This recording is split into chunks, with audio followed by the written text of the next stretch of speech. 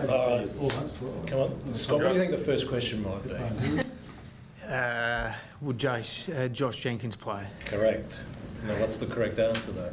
The correct answer is we'll give him every opportunity up until the morning of the game. He's obviously an important part of our forward line, so it would be silly to rule him out early if we... but we'll wait and see. He jogged some laps today. He seemed in a bit better shape today, so we'll take it day by day with him. He seemed to be only walking in the parts that we were sort of allowed to watch this morning. Did he get up to anything more after that? Yeah, he had a little bit of a jog around, yeah. So, once again, we don't need to push him too hard. What have you learned about where he's at in terms of... So there's no internal damage. What he's actually dealing with? Yeah, I think it's obviously some bruising and that sort of thing internally. So it was a pretty heavy knock, but we're just wrapped that there's no structural damage. So we'll give him, as I said, we'll give him every opportunity to play, and he's an important cog to us. So we would have been disappointed for him and the footy club if he did have anything worse. So how do you plan around that if it doesn't happen? If you give it to the last minute, what's your next plan? Do you want to do the two ruckmen, O'Brien and Jacobs, or?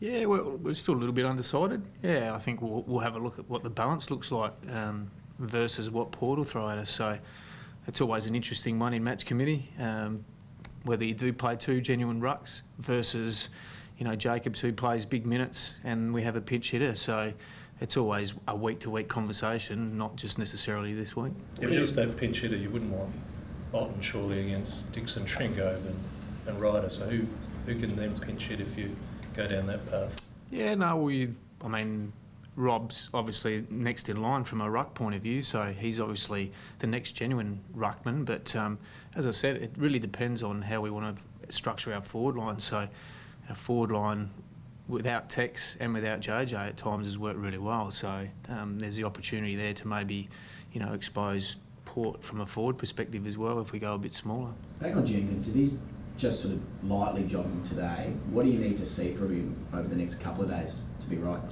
Oh, well, we need to see him train at some sort of match intensity and as well some of his contest stuff, because that's his one wood. So we'll see that, and as I said, we'll give him up until before the game to get himself right. Will he do that tomorrow, or will he sort of have tomorrow off, or will he just have to prove himself during the captain's run on Friday? He'll build up gradually. Yeah, he's had a couple of days off, so we need him to sort of get moving to make sure. So I would imagine the high performance team and the medical staff will get him to do something tomorrow, and hopefully he can get up for the captain's run. Is it pain holding you back, Scott? I presume so, yeah. I'm not 100% sure, but I would imagine so. I see a bloke have a week off after being, badly winded, I suppose, in the end of the result. That's all? Well, I think he's a bit more than badly winded there, so I'm not sure whether you've had a decent hit like that, but, there's obviously internal, bruising and stuff as well, so I don't think you can say it's just badly winded. So the pain is the one, that's what I'm trying to get at, the pain is the one thing that's restricting him? Well, that's obvious, I would have thought. Yeah. Scott, where are you on that great debate about if he crosses the line, is he a target then? Is that fair game in this year and hours? Oh, it's an interesting one. I think times have changed. I don't think, that's part and parcel of the game these days. Back, 20 years ago potentially, but they're so heavily scrutinised now, the players, and there's so much going on. I wouldn't have thought that teams are deliberately going out to get involved and hit someone because they've been injured. But you wouldn't be surprised if he was tested early though, would you? No, I wouldn't, no. So where do you reckon that line is?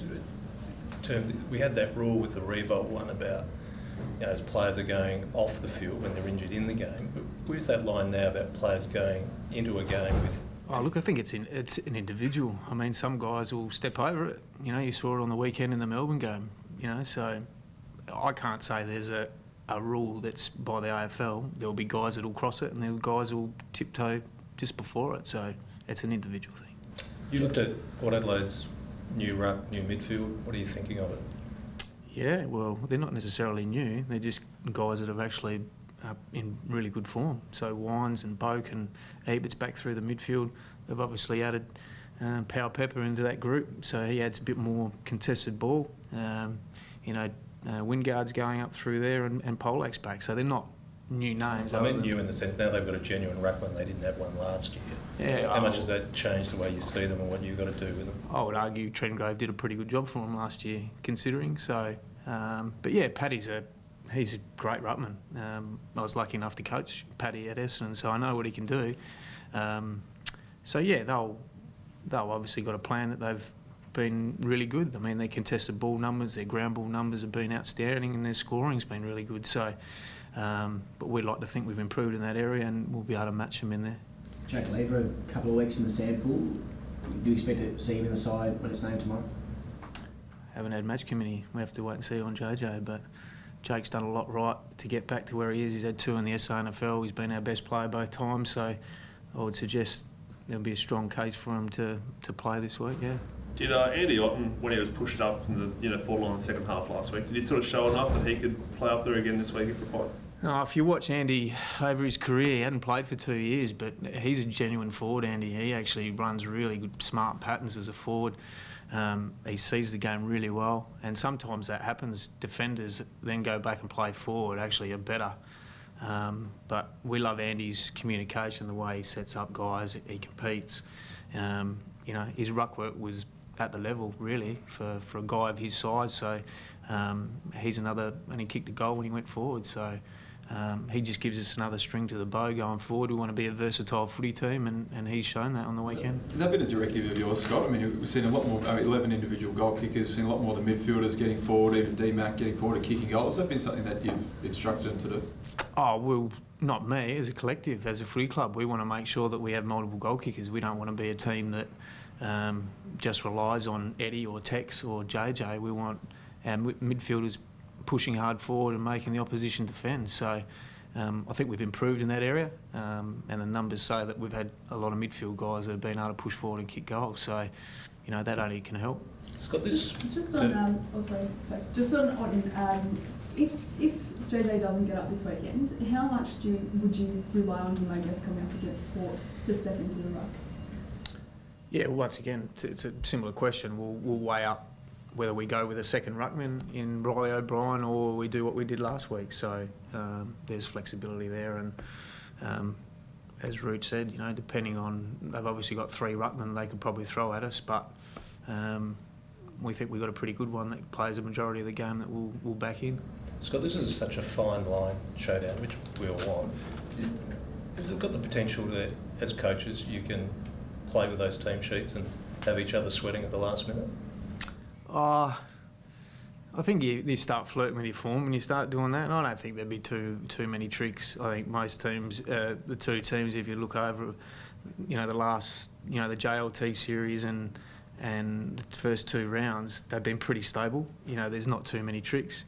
You know, as always, we'll dissect what Port do, but it'll be more about how we go about it than worrying too much about Port if they throw any tricks, and I would imagine Ken would be the same. Yeah, but your JJ decision could force them to do a major rethink as well. It's like, have we got a genuine game of chess going on here between the 2 teams? Maybe.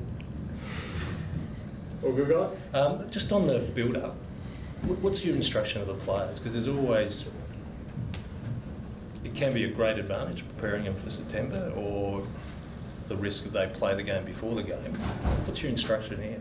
We're just it's a weekly routine for us. I guess the one benefit, Rooch, going into these big games, we've played in some finals the last couple of years, so they're getting more experience in big build-ups to big games, and showdowns are finals type atmospheres. So we won't change in terms of the week and how we build them up. The players are well educated and well scripted as to what the week looks like and how they need to prepare best for the first bounce on the weekend. But you know, we're excited. Saw Porter excited. The town will be excited, and it should be a great game. I know it's only been 2 games, but you started both of them a little bit slowly. Is that been something you talked about this week? No. Hey Campo, just finally, mate, with I suppose the ruck rule and how it's changed this year, a couple of teams have tried stuff different. You know, Geelong in their game against North Melbourne at times didn't even contest stoppages against Braddon Bruce. Is that something that you guys might consider at times, or Port, you think that they might try and employ that, or what do you think about that? I think it's individually what your philosophies are. I mean, whenever there's a rule comes in, everyone tries to exploit it. That's just the game. It is the chess game of what you want to try and do and what you think's effective at the time. So, yeah, we'll toy around with it. When we use it, we'll wait and see.